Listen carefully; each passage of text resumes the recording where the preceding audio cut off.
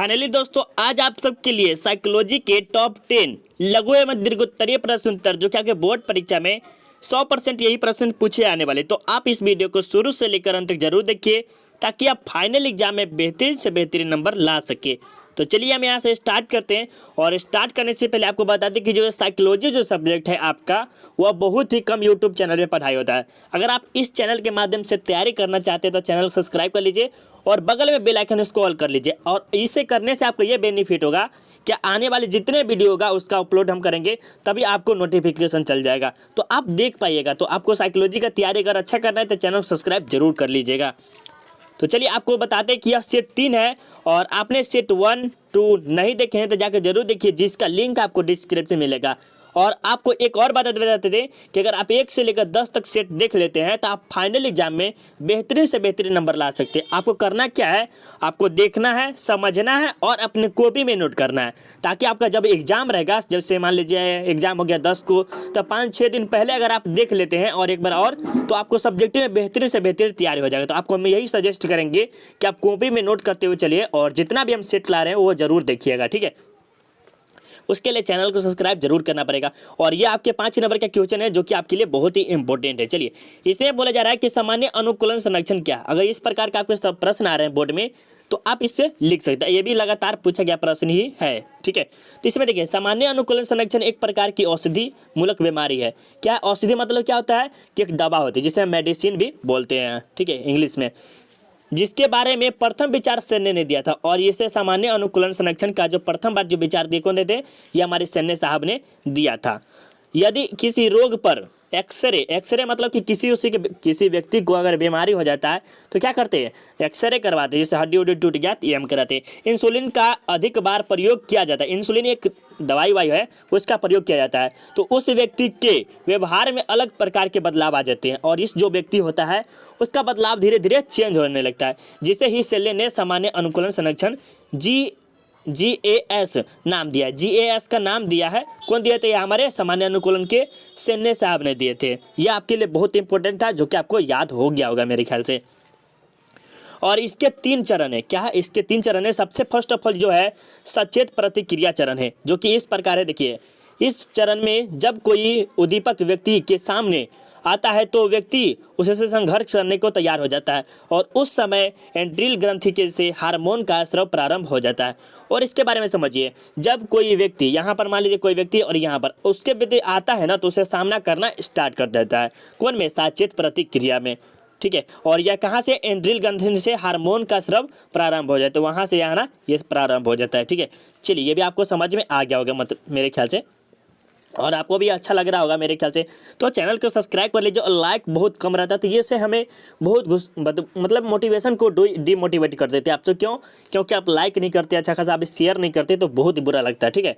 तो आपसे यही रिक्वेस्ट है कि आप शेयर और लाइक जरूर कर देंगे अभी, ठीक है। चलिए, प्रतिरोध चरण क्या है, प्रतिरोध चरण क्या है। तो इस चरण में व्यक्ति उद्दीपन का पुरजोर तरीके से सामना कर, मतलब पूरी तरह से जोरदार तरीके से सामना करता है। उसमें तो थोड़ा सा सामना कर रहा था, लेकिन इसमें जो व्यक्ति होता है वह पूरी तरह से क्या करता है, संघर्ष करता है। और देखिए, परिश्रांति चरण, ये आपके लास्ट चरण होती है कि यह अंतिम चरण है जिसमें व्यक्ति अपनी समस्या को निजात पा लेता है, मतलब जो समस्या होता है ना उससे छुटकारा पा लेता है। ये समझिए इसमें हो गया। तो ये आपके चरण बाय चरण था जो कि आपके लिए बहुत इंपॉर्टेंट था। ये भी पूछ देगा तो आपके लिए 5 नंबर का, तो जो अगर आप लिख देते हैं फाइनल एग्जाम में तो आपको बेहतरीन से बेहतरीन 5 नंबर कोई भी नहीं रोक सकता है। तो आप इसे जरूर याद कर लेंगे, ठीक है। और लास्ट में आपको हम जरूर बताएंगे कि कौन कौन सा क्वेश्चन MVBI है। तो आपसे लास्ट तक रुकिए, आप सबको ये PDF का भी मौका मिल जाएगा। चलिए, इसमें 2 नंबर में कि मनोवृत्ति क्या है, संगठनों का वर्णन किया। ये जो मनोवृत्ति है जो हम साइकोलॉजी पढ़ते हैं इसका क्या है, ये गठनों का इसे करना है, ठीक है। तो उत्तर में हम देखते हैं क्या लिखा हुआ है कि मनोवृत्ति मन की अवस्था है। जो मन हमारे होता है, जो चंचल होता है कि कहीं से कहीं जाता है कि हमें ये करने का मन कर रहा है, ये करने का मन कर रहा है, ये होता है। यह व्यक्ति के विचारों का पूज्य है। क्या है, यह व्यक्ति के विचारों का पूज्य है जिसने मूल्यांकन का गुण पाया जाता है। क्या कहता है, मूल्यांकन का गुण पाया जाता है। इसके मुख्य 3 घटक है, जैसे संज्ञात्मक, भावनात्मक, व्यवहारात्मक। व्यवहार मतलब जिसका कैरेक्टर कैसा है, भावनात्मक कि किसी के प्रति भावना होना चाहिए, संज्ञात्मक कि कैसा संज्ञा, ठीक है। ये सब आपको अभी पता चल जाएगा। संज्ञात्मक तत्व का मतलब होता है किसी विशेष वस्तु या स्थान में व्यक्ति का लगाव। मान लीजिए आप दिल्ली में रहते थे, दिल्ली का थोड़ा ना थोड़ा लगाव होगा, और आप कहाँ आए, अभी बिहार में है, तो ये वस्तु या है आपके स्थान है दिल्ली, अच्छा कैसा लग रहा है, लेकिन कुछ ना कुछ आपका लगाव है, ये आपके संज्ञात्मक में आ गया। और भावनात्मक में समझते क्या है, इसका राइट आंसर होगा। तो भावनात्मक तत्व का मतलब होता है किसी व्यक्ति में किसी वस्तु के प्रति खुद सुखद या दुखद भाव। देखिए मान लीजिए किसी व्यक्ति में सुख देखते हैं या तो दुखी देखते हैं। जैसे मान लीजिए आपके घर में जो होगा, आपके मम्मी पापा हो गए, चाहे भाई बहन जो भी हो गए, और उससे मार लगता है, जैसे आपके भैया को मार रहे हैं तो आपकी मम्मी मारी है, तो आपको क्या लगता है, उसमें आपको दुखी भी मिलता है और सुखी भी मिलता है। कहते वाह बड़ी भले भले मारा है। तो ये भाई और बहन की बात है, ठीक है। तो यही आपके सुख और दुख के बारे में था, जो कि मैं आपको डिटेल में समझा दिया है।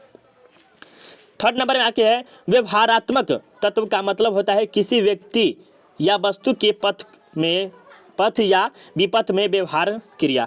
मतलब कि किसी व्यक्ति या वस्तु के, मान लीजिए कोई व्यक्ति है, उसके व्यवहार में आप कैसा इसको पहचान पाते हैं, किसका व्यवहार कैसा है या इसका व्यवहार कैसा खराब है कि अच्छा, ये आपके व्यवहारात्मक में आता है, ठीक है। ये भी आपको समझ में आ गया होगा, जो कि 10 ही क्वेश्चन है और भी आए है, और इसे जरूर याद कर लेंगे, ठीक है। और ये भी अगर आप लिख देते हैं तो 2 से 5 नंबर कोई नहीं रोकेगा, 2 और 5 नंबर से कोई नहीं रोकेगा, क्योंकि ये भी 5 नंबर के ही टाइप पर लिया गया है। चलिए, और ये आपके सामने, चलिए अब आगे चलते हैं। 3 नंबर प्रश्न है, क्योंकि यहाँ पर देखिए हम जो रह रहे हैं ना, जिस इलाका में हम सब रह रहे हैं वहाँ पर गांव एरिया है, ठीक है। तो वहाँ पर थोड़ा सा शोर होता है ना, तो इसीलिए आप सबके वीडियो बनाने में थोड़ा सा कभी कभी ये कर देते हैं, ठीक है। चलिए अब 3 नंबर प्रश्न आगे कि भीड़ के अनुभवात्मक लक्षण क्या है। ये जो भीड़ में आप रहते हैं, जहाँ पर जैसे मान लीजिए बाजार हो गया, उस जगह पर आप रहते हैं, तो किस प्रकार के होते हैं, इसके बारे में हम बात करेंगे। ये भी आपके लिए बहुत इंपॉर्टेंट है, जो कि 2 नंबर की फिक्स है, तो आएगा ये आपके लिए ठीक है, ठीक है। चलिए, व्यक्ति के बिना किसी उद्देश्य में एक स्थान पर एकत्रित होना भीड़ कहलाता है। भीड़ के अनुभवात्मक लक्षण है। देखिए मान लीजिए कि एक बाजार है, आप वहाँ पर जो अनेक व्यक्ति है और स्थान पर खड़े हैं, एकत्रित है, क्या एकत्रित, वही भीड़ कहलाता है। मतलब एक जगह पर 10-20 आदमी एकत्रित है, वही भीड़ कहलाता है। इसके कुछ कारण है। और सुरक्षा की भावना, मान लीजिए कहीं खतरा उतरा होता है तो सभी के सभी लोग क्या करते हैं, एक माने आ जाते हैं। ये आपके थे। व्यक्तिगत स्वतंत्रता में कमी हो गया। व्यक्ति को अपने आसपास के परिवेश के संबंध में निषेधात्मक दृष्टिकोण, ठीक है। सामाजिक अंतःक्रिया पर नियंत्रण की भावना, ये आपके अभाव हो गया। 3-4 प्रश्न जो आपको दे दिए हैं आपके लिए बहुत इंपॉर्टेंट है, आप इसे ज़रूर अच्छी तरह से रीड कर लेंगे और हो सके तो अपने कॉपी में ज़रूर नोट करेंगे। चलिए आगे चलते हैं। और ये आपके सामने 5 नंबर का ये भी प्रश्न है, आप इसे ज़रूर याद रख लेंगे। मानव वातावरण के विभिन्न उपागमों का वर्णन करिए। ये जो मानव वातावरण है, जैसे वातावरण पेड़ पौधा ये हो गया, इसके बारे में करना है। तो बात करते हैं, थोड़ा सा आंसर की तरफ चलते हैं। हमारे चारों ओर फैले वायु के आवरण को पर्यावरण या वातावरण के नाम से जानते हैं। किसके चारों ओर फैला आवरण की कुछ होता है, और वायु जिससे कुछ फैला वाला रहता है, तो पर्यावरण या वातावरण कहलाता है। चलिए सबसे पहले देखिए, मानव पर्यावरण के 3 उपागम है। कौन कौन है? अल्पमतवादी परीक्षण, क्या होता है? अल्पमतवादी परीक्षण, जो कि ये हो गया आपके, यह विचारधारा कहती है कि मानव के स्वभाव पर प्रकृति का अल्प प्रभाव पड़ती है। मतलब जो मानव का जो स्वभाव होता है उस पर क्या पड़ता है? अल्प प्रभाव पड़ता है। किस पे? तो ये हमारे अल्पमतवादी में, ठीक है। ये आपके लिए बहुत ही इम्पोर्टेंट था।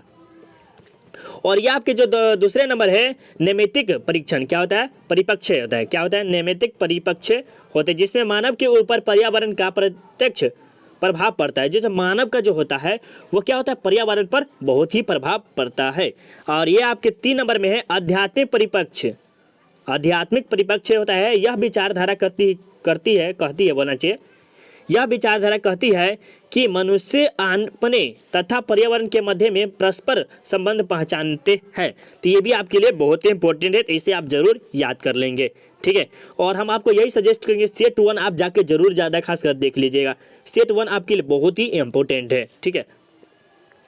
चलिए ये देखिए आपके सामने 5 नंबर में कि शत्रुतापूर्ण आक्रमण क्या है। शत्रुतापूर्ण आक्रमण क्या है? शत्रुता मतलब जानते हैं कि किसी उसी से दुश्मनी जो होता है उसे ही शत्रु बोलते हैं। शत्रु मतलब कि जो शत्रु हो गया, कि आपके दुश्मन जो हो गए वही शत्रु कहलाते हैं। जैसे में कि वैसा आक्रमण जिसमें लक्ष्य के प्रति क्रोध की भावना होती है।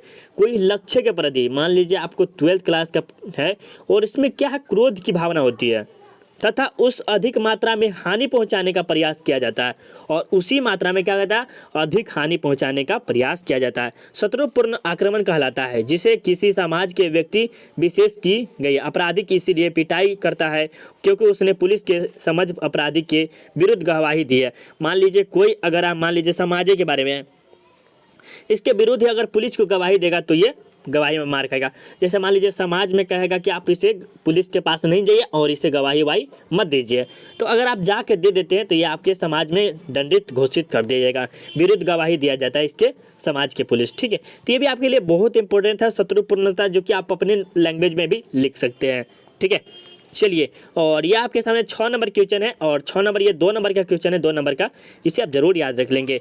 डॉक्टर मोहसिन द्वारा मनोवृत्ति परिवर्तन के 2 स्तरीय संप्रत्यय का वर्णन करिए। आप जब पूछा है 2 स्तरीय, इसमें आपके लिए बहुत 2 नंबर का फिक्स है, तो आप इसे बहुत ही बेहतरीन तरीके से याद जरूर कर लेंगे। ठीक है, चलिए बहुत बढ़िया। अब चलते हैं इसमें मनोवृत्ति परिवर्तन के 2 स्तरीय घटक है। क्या है? मनोवृत्ति परिवर्तन के 2 स्तरीय घटक है जो कि इस प्रकार है। सबसे पहले फर्स्ट ऑफ ऑल जो देखा जा रहा है 1 नंबर में अनुकूल परिवर्तन, जो कि आपका सबसे पहले जो पढ़े थे, क्या पढ़े थे? सामान्य अनुकूल परिवर्तन, जो कि फर्स्ट ही बार में पढ़ाए थे। ये भी आपके लिए पूछा जा रहा है। तो अनुकूल परिवर्तन उस परिवर्तन को कहते हैं जिसमें परिवर्तन धनात्मक शिक्षा में होता है। धनात्मक मतलब वृद्धि हो रहा है, शिक्षा में क्या हो रहा है? वृद्धि हो रहा है। जैसे मान लीजिए कोई आदमी जो 5 क्लास में है और 6 क्लास में गया, ये क्या हो रहा है? शिक्षा में वृद्धि हो रहा है और अच्छा खासा ये एजुकेशन पर्सन भी बन रहा है। तो ये हमारे एक था कारण। दूसरा कारण जो है प्रतिकूल परिवर्तन, जब व्यक्ति में परिवर्तन विपरीत शिक्षा में हो तो उसे हम प्रतिकूल परिवर्तन कहते हैं। यह भी आपके लिए बहुत ही अच्छा टर्म था, जो कि आपके लिए याद बहुत जरूरी करना है। ठीक है, ये भी आपके लिए अच्छा है, तो इसे आप जरूर याद कर लेंगे क्योंकि आपको याद करना बहुत जरूरी है। चलिए आपके सामने 7 नंबर क्वेश्चन है कि मनोवृत्ति और विश्वास में अंतर दे। मनोवृत्ति और विश्वास, जैसे साइकोलॉजी और विश्वास, बिलीव एंड साइकोलॉजी में आपको अंतर देना है, डेफिनेशन देना है। तो इसके बारे में समझिए, आपको कितनी तरीके से देना है। उत्तर में देखिए, किसी व्यक्ति, वस्तु या स्थान आदि के प्रति प्रकट होने वाले मानसिक प्रतिछाया को दोनों मनोवृत्ति कहते हैं। क्या कहते हैं? मनोवृत्ति कहते हैं। इसके विपरीत किसी वस्तु या व्यक्ति में अच्छा गलत विचार विश्वास कहलाता है। आप थोड़ा सा समझिए मनोवृत्ति और इसमें क्या होता है कि किसी व्यक्ति, वस्तु, स्थान, दोगो या क्या होता है? वस्तु या स्थान दोनों होना चाहिए, आदि के प्रति प्रकट होने वाली मानसिक मतलब कि मानसिक प्रतिछाया के दोनों मनोवृत्ति कहलाते हैं। जो हमारे मानसिक से जो काम करते हैं, जो माथा उठा हो गया ठेठी भाषा में, या दिमाग बोल सकते हैं, उसके द्वारा हम जो कार्य करते हैं या कुछ ही वस्तु को चीज करते हैं या स्थान करते हैं, तो हमारे मनोवृत्ति कहलाते हैं। उसके विपरीत जो विश्वास होता है वह किसी के व्यक्ति पर विश्वास करना, जैसे बिलीव करना किसी पे, और अनजान आदि पे विश्वास करना। जैसे आप हम पे ही विश्वास करते कि सर साइकोलॉजी का सेट 4 लाएंगे, तभी तो हम शेयर कर रहे हैं, तो सर जरूर लाएंगे। तो ये क्या, एक दूसरे पर विश्वास हो रहा है। तो ये आपके लिए विश्वास में आ गया मनोवृत्ति। आप जानते हैं कि दिमाग से जो कार्य किया जाता है वही। ठीक है, ये आपके लिए बहुत है। विश्वास से जो कार्य किया जाता है दिल से किया जाता है। जो विश्वास से जो कार्य होता है वह दिल से किया जाता है। ठीक है, चलिए ये बताइए मनोचिकित्सा होना चाहिए तो क्या लिखा है? ठीक है, टाइपिंग मेरा नहीं किया हुआ है, दूसरे आदि के है। ठीक है, मनोचिकित्सा के नैतिक सिद्धांत को लिखे, इसके बारे में बात करेंगे। ठीक है, रुक जाइए। अब चलिए, अब यहाँ से आपके सामने 8 नंबर आ गया। थोड़ा सा यहाँ पर मिस्टेक जो किया है, मनोज दिया, लेकिन मनोचिकित्सा होना चाहिए। ठीक है, यहाँ पर टाइपिंग मिस्टेक हुआ है, तो ये आपको कच देंगे, थोड़ा सा मनोचिकित्सा लिख लेंगे। मनोचिकित्सा के नैतिक सिद्धांत को लिखे, ये बता रहा है। तो इसके बारे में 4-5 आप टॉपिक लिख सकते हैं। सबसे बढ़िया, रोगी से सहमति हो लेना। क्या आता है? रोगी से सहमति लेना। ये आपके किसी रोगी व्यक्ति से आप सहमति ले सकते हैं कि ऐसा ऐसा मत कीजिए, ये हो सकता है। रोगी के रोग की गोपनीयता को बनाए रखना, मतलब जो रोगी है उसकी गोपनीयता को बनाए रखना, ठीक है। रोगी के कष्ट को कम करना, जो रोग बीमारी उमारी उसको हुआ है उसके कष्ट को दूर करना, ठीक है। मानव अधिकार व गरिमा का आदर करना, मतलब जो मानव अधिकार है उसको अधिकार का मतलब उसका आदर उदर करना चाहिए। जैसे बूढ़ा उढ़ा हो गया उन सबको बूढ़े आपसे, ठीक है। तो ये भी अगर आप लिख देते तो 2 नंबर क्योंकि फिक्स है, क्योंकि ये क्वेश्चन भी लगातार मेरे ख्याल से नहीं तो आप जाके क्वेश्चन बैंक देखिए, और ये क्वेश्चन बहुत ही बार पूछा गया है जो कि आपके लिए बहुत ही इंपॉर्टेंट है। तो आप जाके इसे जरूर याद कर लेंगे, ठीक है। चलिए ये आपके सामने 9 नंबर क्वेश्चन है, और ये क्वेश्चन सबसे टॉप लेवल पर क्वेश्चन है जो कि आपके लिए बहुत ही इंपॉर्टेंट है। तो चलिए इसमें 9 नंबर में कहा जा रहा है कि बुद्धि एवं सांस्कृतिक में संबंध स्थापित करें। या तो आपसे ये भी पूछा जा सकता है बुद्धि के बारे में दिए या तो संस्कृत के बारे में, और लेकिन दोनों इसी में दिए बुद्धि एवं संस्कृत के बारे में, दोनों के दोनों का आंसर देना है। तो उत्तर देखिए किस प्रकार देना है। बुद्धि और सांस्कृतिक दोनों एक दूसरे से जुड़ा तथ्य क्या है? बुद्धि और संस्कृति, जैसे संस्कृति में होता है कल्चर हो गया, जैसे हम कैसे रहना चाहिए ये हो रहा है। बुद्धि मेरा कितना % तेज दिमाग होना चाहिए, क्या होना चाहिए, ये हो गया, ठीक है। तो बुद्धि व्यक्ति को पर्यावरण के साथ ढलने की योग्यता प्रदान करता है। क्या करता है? पर्यावरण के ढलने के साथ प्रदान करता है। तो वही संस्कृत संस्कार होना चाहिए, संस्कृत बोल से संस्कृत की एक ऐसा सामाजिक संदर्भ है जिसमें व्यक्ति निवास करते हुए अपने रीति रिवाज, परंपरा, विश्वास, अभिवृत्ति तथा लोगों के साथ समायोजन की क्षमता प्रदान करता है। अब इसके बारे में समझिए, संस्कृति का अर्थ क्या होता है? जैसे आप जिस समाज में रह रहे हो वहाँ पर जो चल रहा है परंपरा या रीति रिवाज, और ये परंपरा जो विश्वास कि किसी पे विश्वास बनाना, परंपरा जो चल रहा है कि शादी उसी से होगा जो जानते हैं। जैसे मान ली लव मैरिज में क्या होता है कि कोई कास्ट उस्ट नहीं देखा जाता है फर्स्ट, और अब जो है पहले जैसा था उस समय जो परंपरा था कि जो कास्ट उसी कास्ट में शादी होगा, बट अब ऐसा नहीं है। जो मन होता है उससे लड़की से शादी कर लेता है, लव मैरिज आप सब जानते भी होंगे, ठीक है। ये हो गया आपके संस्कृति में, ठीक है, जो कि अब अभी की क्षमता में देखा जाए तो संस्कृति कल्चर अभी धीरे धीरे डाउन होते जा रहा है। लोगों के साथ समायोजन की क्षमता प्रदान करता है, परंतु व्यक्ति इन सभी गुणों का उपयोग बुद्धि के द्वारा ही कर पाता है। मतलब जो बुद्धि है हमारे जो उन्हीं के द्वारा कर पाते हैं, क्योंकि कई परंपराएं ऐसी है मुझे कुछ के अनुसार अपरिमित करता है, और कोई ऐसा परिवार है जो नहीं कर पाता, ठीक है। ये भी आपके लिए बहुत इंपॉर्टेंट था। चलिए, और ये लगातार कम से कम 2-3 बार से जरूर पूछा गया होगा क्योंकि ये क्वेश्चन बहुत ही इंपॉर्टेंट है, तो इसे आप जरूर याद कर लेंगे।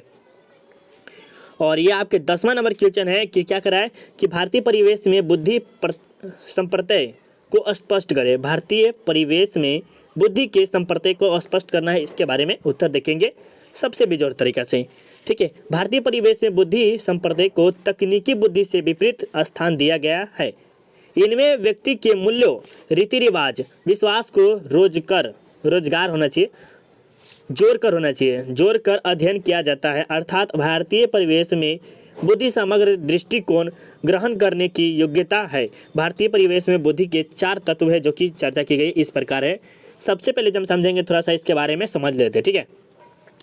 भारतीय परिवेश में बुद्धि संप्रत्यय को तकनीकी बुद्धि से, तकनीकी मतलब क्या होता है कि कोई कार्य करना उसमें तकनीकी विकास होना, ये हमारे बुद्धि परिवेश, ठीक है। इनमें व्यक्ति के मूल्य, रीति रिवाज, मतलब अभी रीति रिवाज के बारे में बताएं कि जोड़कर अध्ययन किया जाता है, जो हमारे अध्ययन है उसे क्या है। अर्थात भारतीय परिवेश में बुद्धि समग्र दृष्टिकोण ग्रहण करने की योग्यता है। क्या है? दृष्टिकोण करने की ग्रहण है। और भारतीय परिवेश में बुद्धि के 4 तत्व है जो कि इस प्रकार दिया गया है। सबसे पहले फर्स्ट ऑफ ऑल जो दिया गया है संज्ञात्मक योग्यता, जो कि आपके पहले ही बताए थे। सामाजिक योग्यता, जो कि हम समाज में रहते हैं उसके, और संज्ञात्मक जो होता है व्यक्ति वस्तु कि जिस स्थान से हमें रिलेट होता है उसी स्थान से। उद्यमी योग्यता, उद्योगी होना चाहिए, औद्योगिक योग्यता जैसे आप कारखाना और खाना होगा ये। सांवेगिक योग्यता, ये आपके 4 के 4 है जो कि आपके लिए बहुत ही इंपॉर्टेंट है, तो इसे आप जरूर याद कर लेंगे, जो कि आपके 5 नंबर का इस वीडियो के माध्यम से फिक्स है, तो इसे आप जरूर अच्छी तरह से याद कर लेंगे। और आपको बता दें कि साइकोलॉजी का जो है बहुत ही कम यूट्यूब चैनल पे क्लास होता है, तो आप हमारे चैनल को सब्सक्राइब जरूर कर लेंगे। और सब्सक्राइब करने से साथ साथ आपको करना क्या है, अभी लाइक कर देना है। लाइक का टारगेट आपको बहुत ही अच्छा कंप्लीट करना है, और शेयर 2-3 दोस्तों को जरूर कीजिए, और चैनल फर्स्ट बात तो सब्सक्राइब जरूर कीजिए। और यह वीडियो आपके लिए कैसा लगा, हेल्पफुल था या नहीं था, आपको समझ में अच्छी तरह से आया कि नहीं आया, ये आप हमें कमेंट के माध्यम से जरूर बताइएगा। और अगर आप चाहते हैं कि सेट 4 आए तो आप कमेंट जरूर कीजिएगा, तब सेट हम जरूर 4 लाने की कोशिश करेंगे।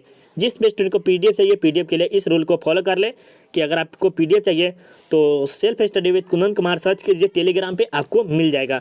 और साथ ही साथ अगर आपको नहीं मिला तो इस नंबर से कॉन्टैक्ट करके आप PDF ले सकते हैं। ठीक है, PDF by Kundan sir. Bye bye, thank you for watching this video, please share.